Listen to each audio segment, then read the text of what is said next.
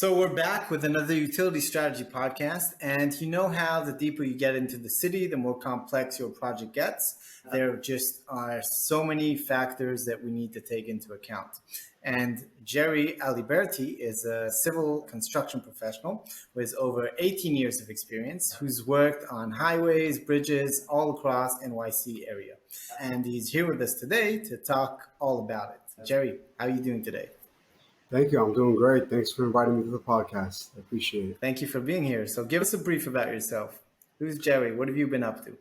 Sure, no problem. So over 18 years into the New York City construction market, predominantly highways and bridges. I've worked with several different contractors in the metropolitan area. I've also expanded beyond the metropolitan area as well. Fortunate for me, I stayed curious throughout my career, and I've ran my own projects out in the field, and I also run my own projects in the office estimating. So I have a knowledge of how the two departments come together and what's required to get the job done. Give us the definition. What does the estimator do? How does your day-to-day look like? What are the challenges? What are you up to? Basically, it all starts off with a set of plans and specs. So there's the jobs that are already designed, that already have the established specs. And from there, we take those, we put a perspective to it. Basically, you got to really be able to dissect sometimes thousands and thousands of plans and thousands of spec sheets and be able to come up with numbers in such a short amount of time, sometimes working on multiple bids. And then there's the design builds where, in addition to what I just said, on your particular team, you have a designer who designs the project for you based on a certain amount of criteria that the owner wants. The day-to-day operations for an estimator first starts off with coming up with quantities, and then from there you translate those quantities into a price. And with experience, you're able to break down each of your quantities and put together a price. And you have to be able to separate each of your prices where it makes sense to also communicate that price if you're a low bid to the field operations as well. Another major part of being a good estimator is also understanding the logistics and the environment that you're working in. New York City has some of the most congested streets in all of the world. You're building bridges and skyscrapers over people's heads, literally. You're opening up massive holes in the middle of city streets that have spaghetti mazes of utilities, and these massive holes are right next to existing foundations that are 100, 200 years old. So there's just a lot of logistics, there's just a lot of prep, and there's a lot of coordination that's required. In addition to what I just mentioned, you have to understand escalations, which is more important than ever with the current state of inflation. Some of these jobs are 4 or 5 years out. Well, how do you determine the escalation on a specific item that's 4 or 5 years out? And in this climate. Exactly. Fortunately, it seems like prices are starting to dip down, but that's just not a fact just yet. Hopefully things will continue to go down in the coming weeks and the coming months and stabilize more. So the typical 3, 4, 5% escalation per year still stands. That's not the case anymore. So it's definitely added a lot of complexity to our jobs. In addition to that, you have tight deadlines. I've worked for multiple companies where some jobs were $5 million and some jobs we estimated were $1.2 billion. You have thousands and thousands of plan sheets and you're trying to figure out how to put this all together and within a couple of weeks. In the field, you have years to build. Estimating, you have a couple of weeks to build it all in your head. And you're trying to figure out all these escalations and logistics and what's there today compared to what's going to be there in the next 2-3 years and what the current state of affairs is, because the economy is always changing as well. So there's just a lot of things that have to come together. Some things are luck. Some things are just having good management to be able to understand what's going to happen in the coming months as well. And then there's just the risk and field conditions. As you gain experience, there's different parts of the city, as in any other city, where there's just different challenges. And it takes experience and it takes having a good team as well. So you have your plans, you have your specs, but there's a lot more to it to understand how everything comes together and how to price and how to break down your pricing. That pretty much sums up what an estimator does every single day. It's not easy. You go many months losing jobs. Some companies, depending on how much profit they want to put on, how many chances they want to take, sometimes you win 1 out of every 10 bids. Some companies you win 1 out of 5 bids. Some companies you win 1 out of every 15 bids. That's why it's important to treat your estimators right. When you win a job, it's crucial to celebrate because you have very little celebrating in estimating. There's a shortage in estimators. There's a massive shortage. Nobody wants to sit in an office anymore. Let's face it, most people get into construction because they want to be around the equipment, they want to be around the machines, they want to be around the trades, they want to be around all the construction that's happening. It's a lot more exciting. You put your boots on every single day. You're outdoors, you're walking around, you're not sitting at a desk all day long, you're exercising, and you're just dealing with all different kinds of situations every single day. Sitting in an office, it's a lot more of a calmer environment, but it also brings on its own stress because sometimes you're working on multiple jobs, really tight deadlines. You're sending in RFIs, and these RFIs get sent back to you via addendums.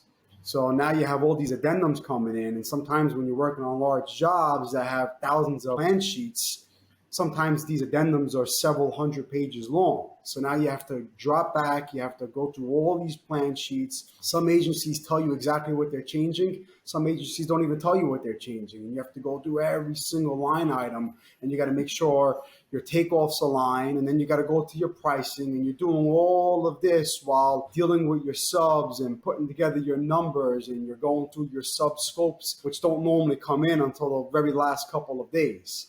So the last couple of days leading up to your bid date can become very stressful. A lot of long hours, long days. I've had bids where I never went home that night. Job went in at 10 o'clock in the morning. We literally stayed at the office throughout the entire night. It gets really crazy. Sometimes we'll go back to our desks and try to sleep for an hour. These are the reasons why I think a lot of people don't like to get into the office. Plus, let's face it, times are changing, right? Nobody wants to sit at a cubicle anymore. A lot of the old school construction owners just don't understand it, and they haven't sat at a cubicle for many years themselves. They're typically on the golf courses a lot. So, they're bringing out people and they're business development. That's part of the process as well. I think that's the main reason why when I talk to a lot of people, everyone's like, I can't sit at a desk all day long. And I get it. I understand. I've done both. I'm fortunate to have run my own jobs, and I'm fortunate to have led my own estimates. So I see both of it. It takes a lot of experience because you really need to understand how to take a plan sheet and build that in your head and work with a team. And then while you're doing that too, you're also training the younger generation as well. So in addition to all the work that's required to put together an estimate, you're also building a team as well. So it comes with a lot of challenges. And the bigger the company is, the more corporate it becomes. So then there's all the corporate stuff that's involved, having to explain the job to the higher ups. When you're working for a smaller company, it's more intimate. So you're just constantly talking every single day, and you're not going through the same old conversation with 5 different layers of management. I've worked with several different size companies, and each brings its own pros and cons, and it brings its own pros and cons to each of these departments as well. I say all the time, in your 20s and 30s, you got to just stay real curious. You got to see what's out there. I know this can be arguable to some, but staying with the same company your entire career, you really don't know what your full strengths are and what you're really capable of doing if you're just doing the exact same thing every single day for 45 years of your life. All this goes hand in hand with estimating, and working for different companies, you have a different experience as well. You mentioned the younger generation before. I think that in general, what we're seeing in the industry is the lack of the younger generation even making the step into the industry, especially maybe in the trades. I think society is just pushing college on a lot of people. And listen, that's great. I got a college degree. I took up architecture in high school. I tried civil engineering for several semesters. It wasn't for me. So I switched back out and I got a degree in architecture with a minor in construction management. It got me my first job, and my first boss told me, listen, you got a degree related to construction. Now it's up to me to teach you. And it all comes down to experience, right? So you got to give opportunities. If you're in a blue collar trade and you show that you're able to communicate, you're able to put things together on your own, you're a decisive person, why not give the chance to that person to become a super and then eventually a PM one day? Why not give the underdog an opportunity? That's just my logic. But as far as getting into the trade, there is a lot less people getting into the trade. So in my opinion, I think we need to start talking to high school students a little bit earlier, maybe taking them on field trips to construction sites. Because when you're in high school, you start talking about what your next steps are in life. A lot of people, it's just, okay, I'm going to go to college, and they just follow that typical path of going through life. Go to school, go to college, pick up a couple $100,000 student loan debt, and then go work for somebody. Well, why not push somebody to become an entrepreneur one day too? Start picking up on high schools a little bit earlier and start bringing them to construction sites and start doing a little more exploration a little bit earlier. Do you think technology has a place also to take on part of that burden of the shortage in the industry of manpower? I think so. I think the industry is really starting to understand that the shortage is real. And now with this whole infrastructure spending in the US, the money's just starting to, it's going to just start rolling in now at the back end of 2022. And I think it's really going to start rolling in 2023. So now what's going to happen when all these jobs are getting released and there's nobody to build it? This is my opinion. I think a lot of these major manufacturers are really going to ramp up their tech. For example, to finish a bridge deck, you need a machine called a bid well. Or maybe they're going to start putting lasers on these bid wells, and instead of having 25, 30 workers finishing a bridge deck, maybe they're going to introduce tech into all this existing equipment where now you're only going to need 5, 10 laborers and a couple of masons. I think naturally a lot of these big names are going to really start pushing new tech, and they're going to start trying to implement ways to reduce the amount of labor that's required for these operations. As far as digging goes and as far as 4M is related, when you're digging for utilities, a lot of that is handwork. A lot of that is just slow moving work when you know something exists. So there's really no way around that, right? You're going to need several people in the hole and the trench, and it's just going to be a slow, tedious process for safety reasons as well. I think that there's a huge opportunity in the construction and civil engineering industry because unlike many other industries, there's a lack of. And I think that for companies that are developing unique technologies and capabilities that would be able to enhance the workforce that are boots on the ground or the guys who are kind of planning, creating the design, I think that could be a meaningful opportunity for these companies and a meaningful opportunity as well for the stakeholders in the construction project lifecycle that can take advantage of these technologies. Absolutely. There's plenty of money in construction. It's a massive, massive business. I just think a lot of companies are really slow to bringing in tech. So adoption. They got the mindset of if it's not broke, don't fix it. But if tech can make you even more money or less stress, why not try to implement it? It's that transition stage that gets everybody fearful, right? Everybody fears change because you just don't know what direction it's going to go. So you always want to stick to what you know. But if you introduce tech and it can make operations easier, it's going to cost you money up front, right? It's an investment. Jerry, do you think that this kind of rigidness and maybe closed mindset is preventing our industry from evolving and maybe evolving at a pace that other industries are evolving at? I'm the extrovert type. I like to communicate with a lot of people. I always like to stay curious. I always like to ask a lot of questions. There is a bit of a generational gap in this business, right? What I notice with the younger generation too is that the younger generation isn't so fearful of change, right? They want to see the company that they're working for evolve. When you're working for a company and they're just sticking to the same ways of doing things because they have the mindset, well, we always did it like this. I think a lot of the younger generation gets very discouraged about that. And I think that's part of the reason why tech is so slow to come into our business is because a lot of people don't want to change. I mean, listen, when you're a company owner, it's your money at the end of the day, right? So it's a lot easier to talk when you're the employee about making changes, but when you're the employer and it's your money, when you're taking the risk. Yeah, right. All the risk is on their lap, and I get it. I understand, but there is a gap happening, right? There's a lot less people getting into the trade side. I know for me, I've estimated for many years, and there's just a lot less people trying to get into who are willing to get into estimating as well. Yeah.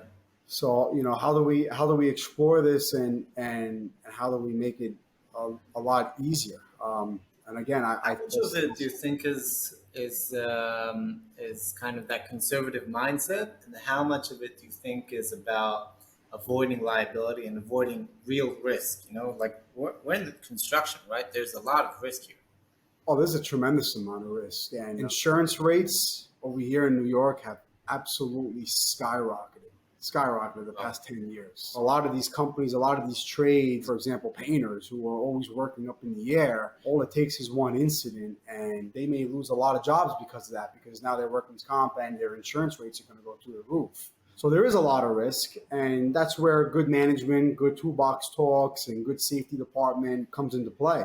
I know before we get going on a project, some of the first things we got to do is explore for utilities, right? And there's a lot of unsafe conditions underneath that ground. And there's a lot of conditions that you just don't even know exists. So up front, there's quite a few toolbox talks. A lot of the major utility companies would come in if there is major work for their specific utility, and they'll have their own toolbox talks, and they'll just kind of explore the area with you, and they'll give you a heads up of what to expect, who to call if there's a certain condition. As you start opening up the ground, there's certain odors you should be looking out for. Obviously, if you're working around gas mains, you shouldn't be smoking cigarettes, just common sense things like that as well, right? When I was always digging, I always told my guys I want a grading plate on the bucket. So there's the teeth on the bucket, and then there's a grading bucket. I always used a grading bucket, so it wouldn't just cut right through a utility. It can if you're too aggressive, but it's a lot slower to do that. If you got a good operator work, they'll know what to do, how to feel for any obstructions.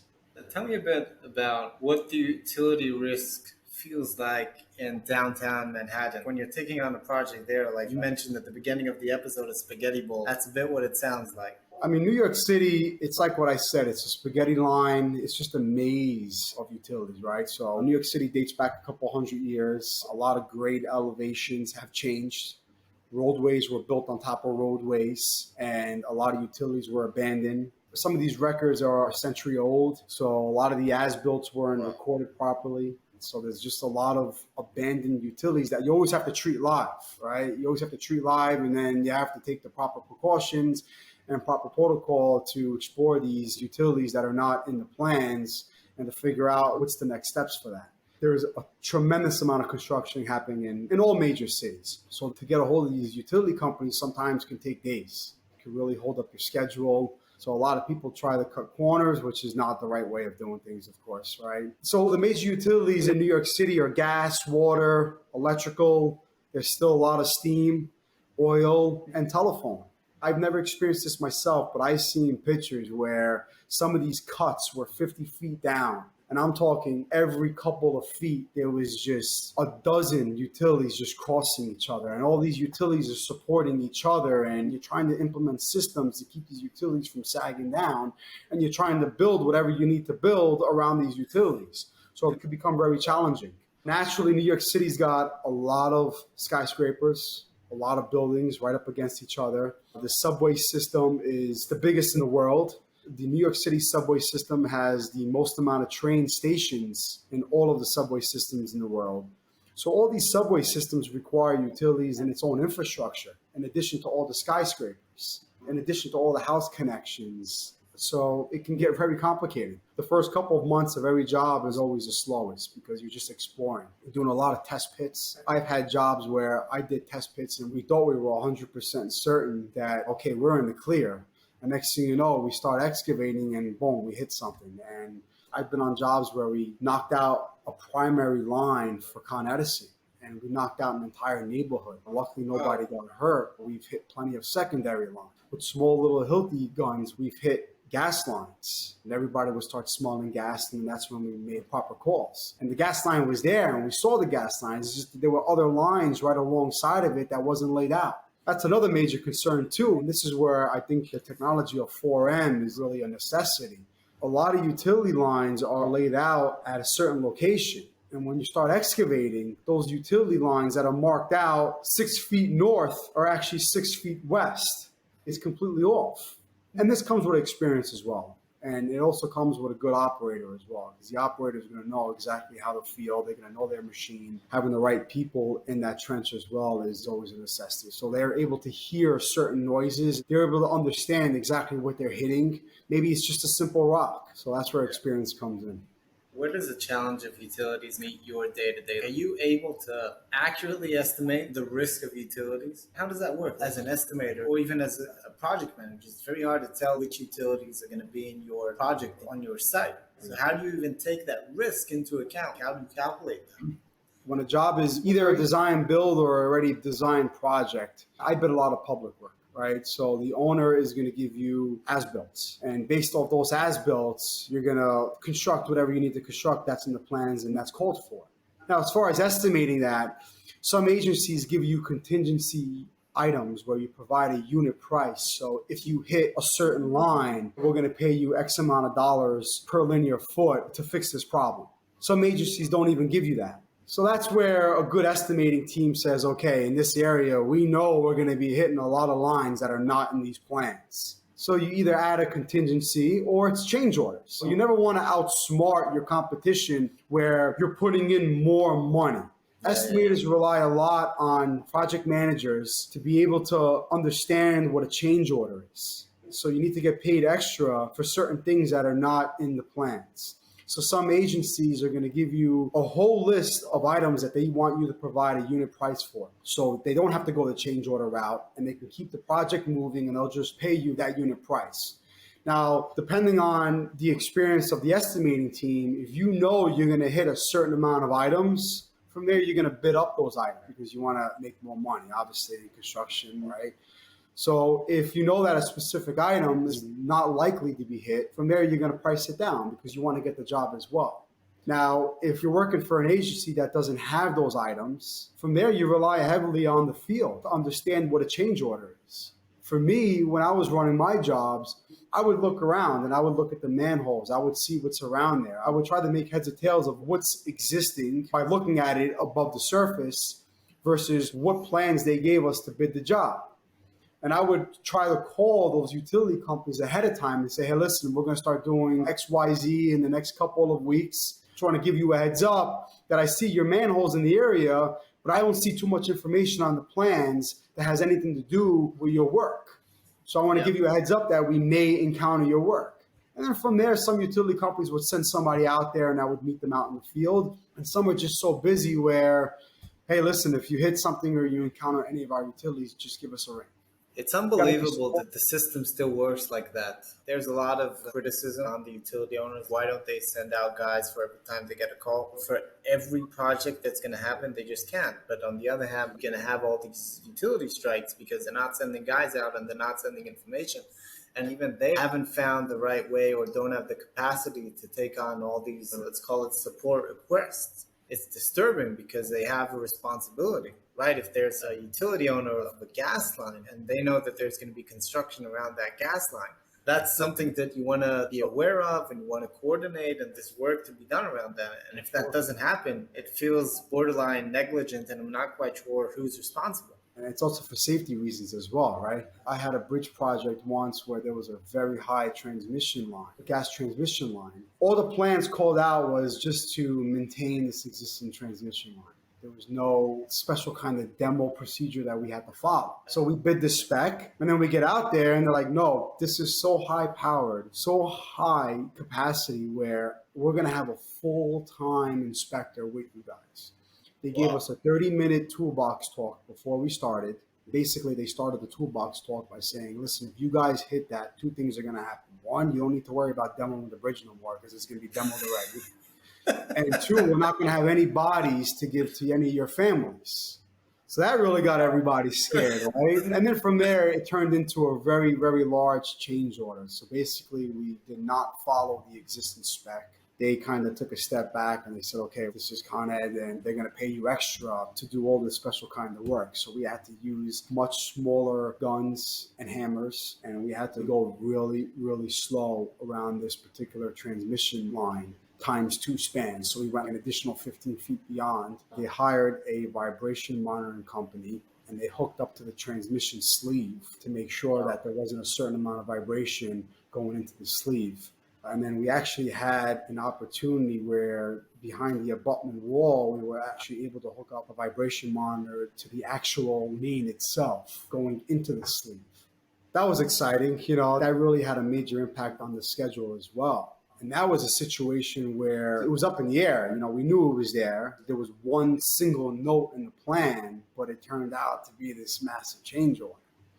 How do you find out about it? Like, if it wasn't described in the plans, there's going to be this huge issue that you need to take into consideration. What stage did you find out about this? It was in the very beginning. Naturally, I had to make a phone call to get everything marked out, right? 811, call before you dig. So 811 put up their finger and said, guys, this is going to be... Guys, this is something big is happening over here, and I'm not sure what your protocol is, but we got to make the proper phone calls. And that's what happened. It kind of worked out for the best because I was able to have a full-time inspector on that job for that one utility company. Yeah. We talked every single day for a while. He always just showed up on my office trailer, nice, bright and early in the morning. And a good guy. Exactly. And it was 3 different bridges, and we encountered that issue on all 3 bridges. Not the transmission line. The transmission line was one. And then there's just a whole bunch of other jobs where there's old clay pipes. You go anywhere near these clay pipes, you put any kind of pressure, these pipes are just going to rupture. And then once it ruptures, it's your problem. Now you got to open up this clay pipe and now you got to replace it. And some utility companies are like, well, the notes are in the plans. It's your problem now. Well, I mean, mistakes happen as well. It goes back to estimating. I was told once it's very easy to make a $10 million job a $15 million job. It's making it that $9,900,000 job that makes estimating so difficult. So we can keep putting all this risk and all this contingency money in, but then you'll never get work either, right? Construction is extremely risky. But if you keep looking at it that way as well, you're just never going to get work. It's tough. It's a fine line. It does take taking a lot of chances. And utility work is always a major, major item where contractors can either make money via change orders or just lose a lot of money. And lose their shirts. And it's typically items that are done in the very beginning of the job. So the last thing you want to do is be in the red so much in the first couple months of the project as well. That's where front loading the job is important too, because in the beginning of the job, you're doing test pits and you're doing a lot of utility work. So you want to put a lot of your money in the front of the job so you get a lot of your money up front as well. So later on in the job, as you start hitting these risks and you start hitting these problems, at least you got money in the bank. Or at least that's the game plan. What do you think happens more, kind of gut feeling? Do you think contractors are losing money because of these change orders, or are they making money?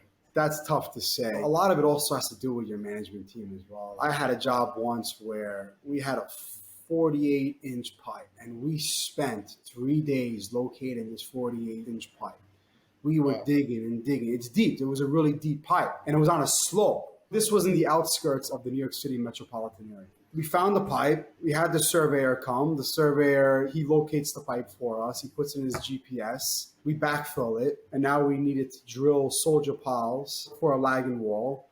And wouldn't you know, the surveyor marked out that pipe in the wrong location. So we did our due diligence, and wouldn't you know, we drilled right through this massive pipe. So now guess what? It was on us. It cost a lot of money. Now we had to redig that pipe, and we had to work a lot of hours. That surveyor was private? You guys hired him, and he made the mistake? No, he worked for us. And that was a major storm pipe, and it collected a lot of storm water. So we needed to get this thing fixed before the next big rainstorm came. That's mistakes that happen for the GC as well. There's just so many ways to make money, and there's so many ways to lose money with utility work. And that's why knowing exactly what you got, I mean, I don't think you'll ever know exactly what's underneath the ground, or at least in the immediate future. But knowing more and more about what's in the ground ahead of time, before you even put a shovel into the ground, will just save so much time and save so much money. Because I don't think contractors are looking for change orders in this direction. You know, we want to get the job done. It's in our best interest to get this job done as smoothly as possible and as quickly as possible. The quicker you can get the job done, you save on escalations and you save on overhead costs as well. So the last thing you want to do in the first couple of months of your job is get slowed down. So that's why it's more important than ever to use technology in the utility exploration space to find what's in the ground beforehand. If I'm a GC, the best change orders are the ones that I can predict or that I can foresee. And probably with utilities, that's extremely difficult because you just don't know what you're going to get. It can be a good surprise and it can be a terrible surprise, right? It's like one of these board games. You just don't know what's going to show up. I know several contractors where they'll bid really cheap with profit in hopes to get a lot of change orders. I mean, to me, that is too risky. I mean, I never push too many change orders. Luckily for me, I have a lot of experience in estimating and I have a lot of experience in the field. So I'm able to take those estimated unit prices, because a lot of highway and bridge work is a lot of unit price work as opposed to other agencies are a lot of lump sum items. But even lump sum, I know how to break down my numbers. So for me, I never really push change orders. But that's also because I understand my unit prices. I know where the money is as well. I don't want to slow up the job because that's going to cost you money in a different area as well. So it depends on what the change order is about, who's paying that change order, and what they're willing to pay for it. Because a lot of people don't know how to break down change orders and don't know how to utilize a change order. Some pieces of equipment, they'll count as one piece of equipment when that piece of equipment is actually 3-4 different pieces of equipment, because that overall piece of equipment is retrofitted. For example, a crash truck on a highway. A crash truck is multiple different pieces of equipment, and that flat truck was retrofitted for that sole purpose. So people need to understand that about the business as well. We normally end these episodes with 2 last questions. So the first one out of the 2, as an estimator, what would be the biggest piece of advice that you can give to your fellow colleagues who are working on projects in downtown New York City? I would say explore estimating and explore field. A lot of people just want to stay out in the field and they don't want to explore estimating. If you don't know how to estimate a job and you don't know how to put together that cost, well, how are you going to track your costs out in the field? I think that's why a lot of these numbers and a lot of people just don't make money on projects, is because they just don't know how to track their unit costs. You're supposed to know your numbers every single day, and you're supposed to know how to plan as well. And a lot of that is taught in estimating and vice versa. So what I tell a lot of the younger people as well is just to stay curious. I mean, in the beginning of my career, I never wanted to stay in the office. I always wanted to be out in the field. And my bosses pushed me to stay because they knew I had an estimating mindset. I was able to put crews together without too much supervision on their end, right? And luckily for me, it just worked out for me in my career. Second question, who do you think we should have on next on our podcast? I would say a gentleman named Matt Graves. Yeah, Okay. He's more in the commercial space, so he can give Okay. you some insight of how the building construction goes.